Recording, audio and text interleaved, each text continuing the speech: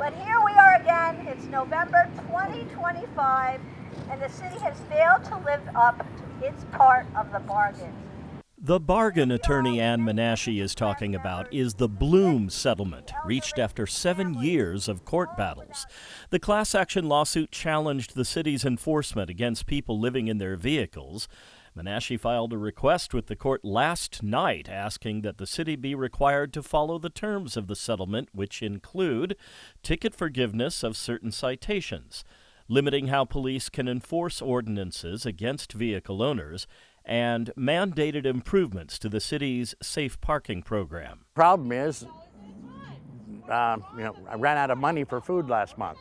And for Kevin Denzek, who lives in his RV with his dog Echo, that led to a situation most of these RV owners are upset about. That is, they get parking tickets, either for violating the oversized vehicle ordinance or other parking violations, and the price of the ticket can set off a costly chain reaction. I had to pay for one of these tickets.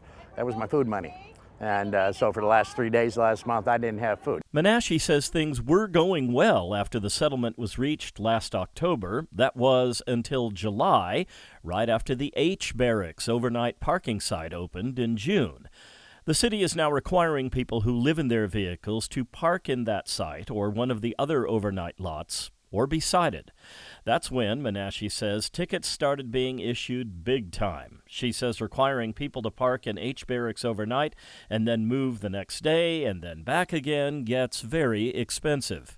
It's 6 miles away from where people are in the day. There's no daytime parking nearby. They'd have to go twice a day back and forth. That's 12 miles a day on the kind of poor mileage you get in an RV.